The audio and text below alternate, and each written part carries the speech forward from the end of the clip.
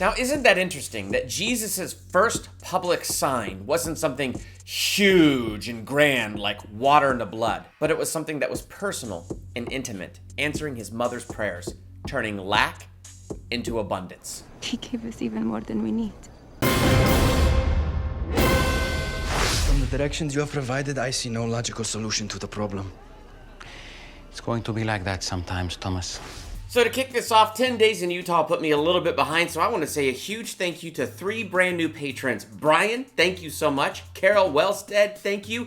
And Maria Picard. It might be Pickard, but I like Picard because of Jean-Luc Picard. Thank you all so much for your support of Durbania. Welcome to Durbania. I'm Durbin, and this is my spoiler talk review for The Chosen Season 1, Episode 5, The Wedding Gift. This is also, it's hard. Like, every time I think I start these, I'm saying, oh, this was definitely one of my favorite episodes of the season.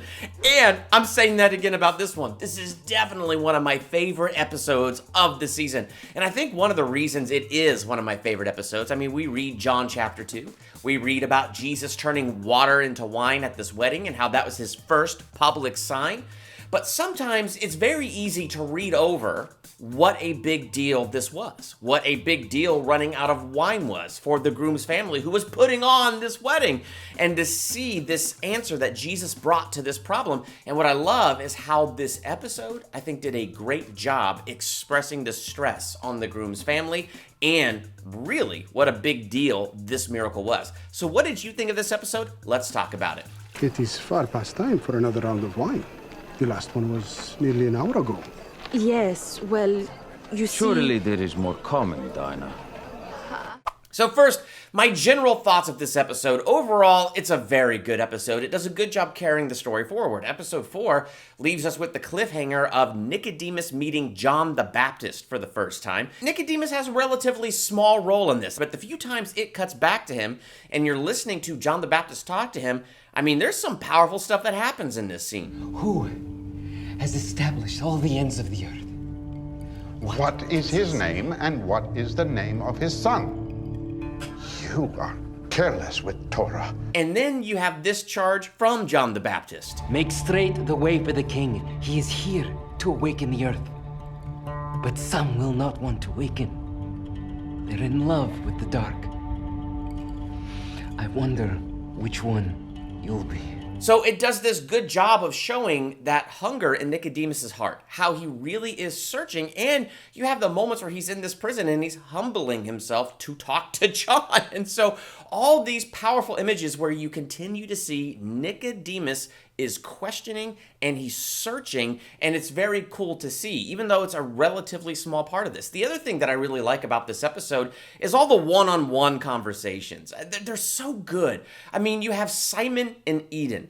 And when he comes and he sees Eden, so of course she's stomping on grapes and making wine, the whole deal of water into wine, so we have all of that. But that whole conversation between Simon and Eden where he's trying to explain the miracle of the fish. And it's actually really interesting that we would bring up the miracle of the fish and have to go into it with such detail in this episode. Because what are we seeing? We're talking about Simon's lack. I mean, he was fishing all night, net after net, and he caught nothing. Complete lack. He's under extreme debt. Complete lack. What happens when Jesus shows up? They get so many fish that they have to fill 2 boats, and it's enough to pay off the entire debt. Simon had nothing but lack. Jesus brought abundance, which to me frames this episode around John 10:10, which is all about how the thief has come to steal, kill, and destroy. But Jesus says, I have come that you might have abundant life. And I think we really do see that. We see this oppression coming from lack with Simon, like he's under the oppression of Rome. He has all of this debt, and then Jesus shows up and meets that need with his abundance, which becomes the very theme of this episode. We see a family that is experiencing great lack. They end up in a lot of trouble, and then Jesus meets that need with his abundance. And so we have that theme brought up here between Simon and Eden, and it carries through this episode. Plus, I mean, who doesn't just love that conversation with Simon and Eden? Of course he chose you. Someone finally sees in you what I have always seen. You're more than a fisherman. The other scene that is so fun is when you just have Simon and Andrew walking and talking, and Andrew's just nervous about carrying his lunch. Is everybody else going to be carrying their lunch? Are we going to be the only ones with a knapsack with a lunch slung over our shoulders? I mean, it seems like such a simple thing, but it's to showcase how nervous he is. I don't want to let him down. I don't want to do it wrong. I can relate to that. So these little one-on-one conversations, I think, do a great job bringing us into what's going on. Because let's just face it. I mean, when I got married, it was just one day. Back in this day, weddings were 7 days. I mean, these were big things that lasted. So do we really relate to that? So what this episode does a great job of doing is bringing us into these character situations. So maybe there's something in this culture that we're not as familiar with, but as it brings us into these characters with these one-on-ones, it gives us something to relate to with these characters. The other thing it does a great job connecting us with is the family of the groom, the mother and father of the groom, because we understand they ain't rich. Rafi and I got what we paid for it. I'm embarrassed how few timbers we could offer.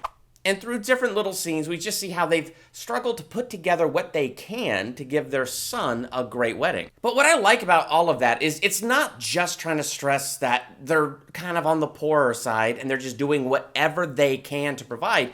But what it also shows is how you have the mother and father of the bride who are wealthy and successful.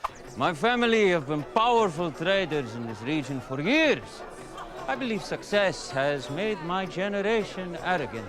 And so, of course, the family of the groom, it is now their responsibility. I have the Logos Bible app. So I was reading John chapter 2 with the Logos Bible app and reading like all this commentary that they have. And it's very interesting what this commentary says because it really stresses the importance of this. I mean, one of the things it talks about is how wine was this symbol of peace and prosperity. So here you have the mom and dad of the groom, and they're not super rich. And so to be able to provide wine for this wedding, wine that tastes good to these rich people, that's something that's incredibly difficult. Abner and Hila. I am now in debt because of wine for Abner and Hila. Gosh. I think they do a fantastic job in this episode of bringing us into this feeling. We may not understand always how culturally important wine was and how it symbolizes peace and prosperity, and how they have this whole 7-day wedding event going on. What a huge embarrassment it would be to the family of the groom to run out of wine. Not just what a huge embarrassment, but what a major disaster. In fact, I was reading my Logos Bible app commentary, and this is what it said. Running out of wine at the wedding could have had a devastating social and financial impact for the host.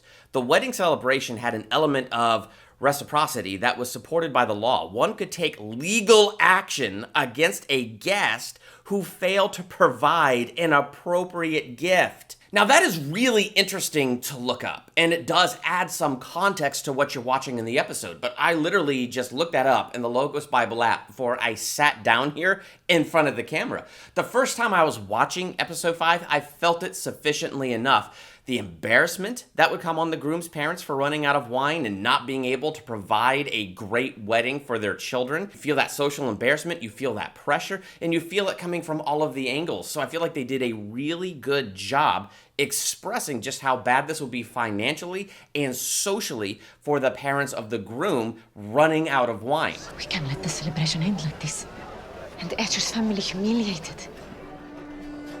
I feel like this family would die of shame. What about us? We'd be ruined. But you also feel it for Thomas and Rama. And I thought, to introduce the disciple Thomas, I thought this was a fantastic way to do it. And I remember the first time they said his name, I went, is that Thomas? Like, doubting Thomas? From the directions you have provided, I see no logical solution to the problem. Yep, that's doubting Thomas. And so being able to meet Thomas this way and to bring him into Jesus's orbit this way, I thought was a very interesting and very smart creative choice. And it's a great way to get to know him, to get to know his character. Him having this crush on Rama is pretty obvious. Why would you do that? I mean, we're a team. May I present the finest, most beautiful vintner in all of Galilee? And it's really fun. But then this panic begins to set in when they realize there's 80 people and not 40. And there's way more people than they thought. How quickly they're running out of wine. All the solutions that they're trying. If they ask you for more, tell them you'll be right back. But guess what? You won't be. Dilute the wine. People will notice. Serve the guests extra date cakes. Oversalt the food. Make them thirst for water. That montage of Rama and Thomas just doing everything they possibly can to try to fix this problem and bring an answer to this solution, I think it's something that we can all relate to, because really we just see them scrambling. Thomas? Talk to me. But they brought what the family of the groom paid for, and it wasn't enough, and more people showed up than they realized, and they weren't prepared. So yeah, it's gonna bring tons of dishonor. They've run out of wine. But it's only the first day. Day one? Are you kidding me? 7 days of not having wine to be reminded of that lack of peace, that lack of abundance, that lack of prosperity that wine is supposed to symbolize. And you could feel that panic as they're trying to fix the problem, but nothing they do can fix the problem. One of the things that I love about this episode and how they really framed the miracle is how they frame it this way, starting at the opening. It is too early for all this. If not now, when? Please.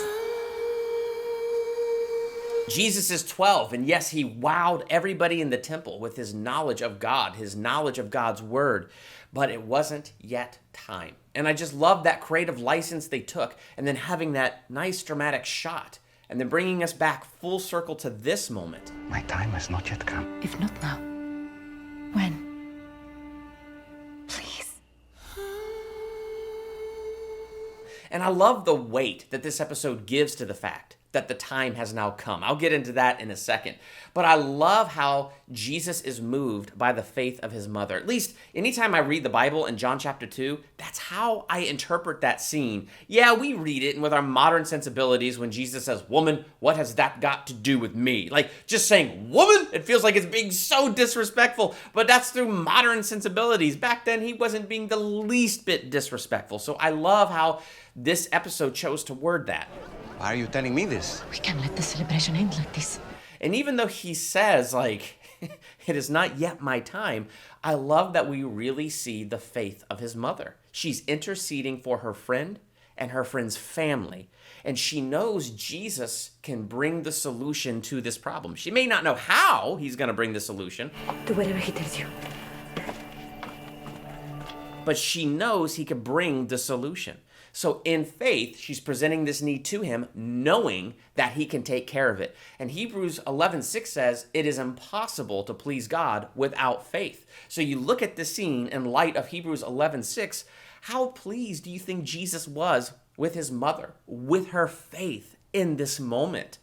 And so he goes and actually answers the simple prayer of his mother, which becomes the first sign, the public announcement, and the beginning of his ministry. Moses said, "The Lord your God will raise up for you a prophet like me from among your brothers. You must listen to everything he tells you, and everyone who does not listen to that prophet will be completely cut off from the people." I bring that up here because this is a scene where you see Jesus like Moses. Now think about it. The first plague, the first sign was the water turning into blood with Moses. When the Nile turned into blood and all that water turned into blood, it was the announcement that it had begun. The announcement that the 10 plagues had begun. The announcement that Israel's journey out of bondage under the yoke of Egypt had begun.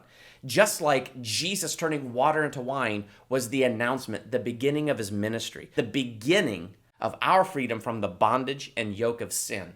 So it begins with this, and they do such a great job of having you really feel the weight of that, and they have you feel it through something so simple.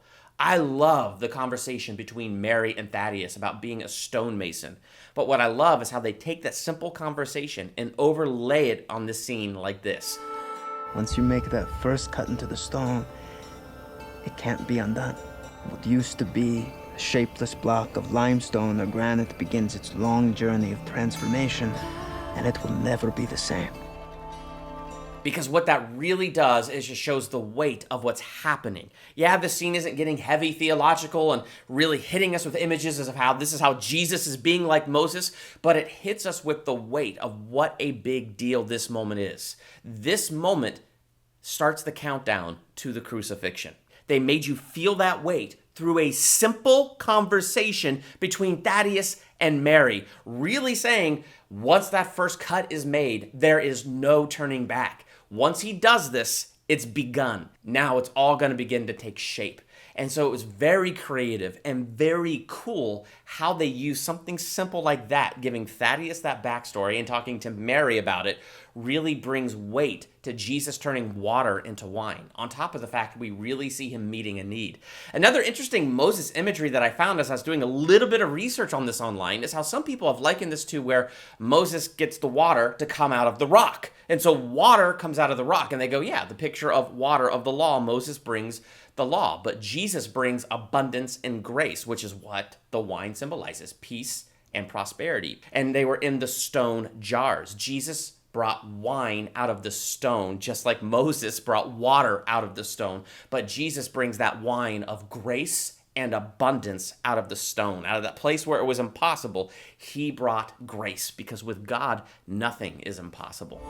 Go draw some out and serve it to the master of the banquet. The other thing I really love about that is, think about it, that was 6 containers. And again, I did a little bit of research, how those 6 containers held about, I don't know, what does it say, 20 to 30 gallons. So altogether, that is 120 to 180 gallons. Yes, I'm looking at my notes. Yes, I'm really terrible at math. When Jesus turned the water into wine, he gave them more than enough. He gave us even more than we need. You have chosen now to serve the best wine I have ever tasted. Let us thank them for this unnecessary but honorable gesture. Of course, if you're going to drink that wine, it's going to be the best tasting wine ever, right? In fact, so good, it changes the mind of the father of the bride. Is something wrong? Yes. I was. So I feel like they just did this amazing job of underscoring what a big deal this was. And then also think about the prayer we keep hearing. Blessed are you, Lord our God, King of the universe, who brings forth the fruit of the vine. We see the Lord our God, King of the universe, bring forth fruit from the vine and provide for this family. Where there was lack, he brought abundance. And it reminds me of the scripture where it talks about, in our weakness, his strength is made perfect. Because here in their weakness and their lack, when they could do nothing and it was impossible, his strength was made perfect. What do you think of episode 5 of season 1 of The Chosen? Let's talk about that in the comments below. While you're there, I also want to hear from you. Like, what is your favorite episode so far? Let's talk about all of that. While you're there, hit the subscribe button to become a Durbanian. Hit the bell by the subscribe button so you're notified for my next Chosen review, movie review, ranking video, or anything else that I do here. I'm Durbin. Thanks for checking out Durbania.